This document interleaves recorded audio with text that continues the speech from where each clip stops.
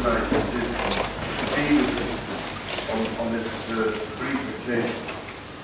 And I know many of you have come from different parts of the country to be here today. I'm so grateful to you for that.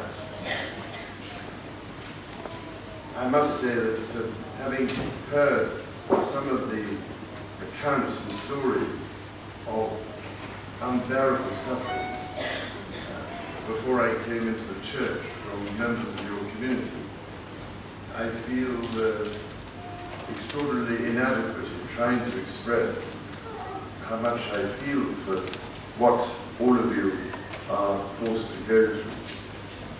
Such indescribable agony. And the fact that I can be here with you just briefly on this occasion is merely a way of trying to show how much we feel for it. I also must say that it was an enormously special treat to hear the choir singing this morning, but also to hear the Lord's Prayer said in Aramaic, because somehow it connects us even more closely with our Lord more than 2,000 years ago. And the fact that your community has been in Iraq practicing your faith for all these hundreds of years. The fact that now that very faith, which has been there for so long, is under threat of complete removal, is beyond all belief, certainly as far as I'm concerned. So, ladies and gentlemen, in this season of Advent, I particularly wanted you to know that as Christmas approaches, my heart goes out to all Christians who are being persecuted on account of their faith. As some of you may know, throughout my life, I have appealed for greater understanding between people of faith, for greater tolerance, and for harmony between the great religions of the world.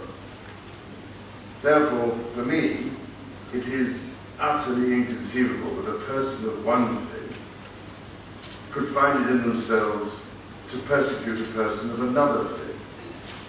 Surely to do so brings nothing but dishonor on the faith of the persecuted. And like so many of you, ladies and gentlemen, I have been deeply distressed by the horrific scenes of violence and persecution coming out of your beloved Iraq. I know that many of those who have been killed or forced to flee are members of your own family. I've heard about that today. The pain and grief for you must be quite unimaginable as you see them persecuted because of their faith. It seems to me that all faiths, to some extent, shine a light on the divine image in every human life. If that is so, then surely to destroy another human being is to desecrate the image of the divine. And to do so in the name of faith is nothing less than a blasphemy. As these truly dreadful images of executions and beheadings are transmitted around the world via the internet, I can't help but feel that we are in serious danger in this so-called modern age of descending into the dark ages of public execution. We hear much at present about the duty of care. Then, ladies and gentlemen, I am bound to ask whether there is not a duty of care towards the victims of violence and their families, who, like you, are daily distraught by the graphic transmission of violent images of their loved ones. But to you, ladies and gentlemen, whose brothers and sisters are suffering at this terrible time. To you whose families have lived, as I was saying, in the biblical land since biblical times, I could only say from my heart that I thank God for your astonishing courage, faithfulness, and perseverance. The Apostle Paul, who went from being a persecutor to being persecuted, encourages us to be steadfast in faith. And at this most agonizing of times, we have to struggle not to forget that our Lord called upon us to love our enemies and to pray for those who persecute.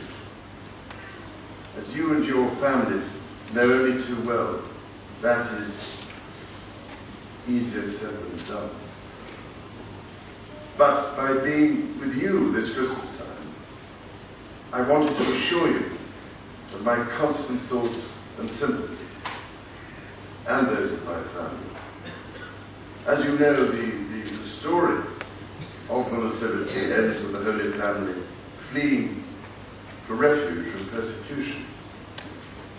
You and your families are quite literally following in the footsteps of the Holy Family.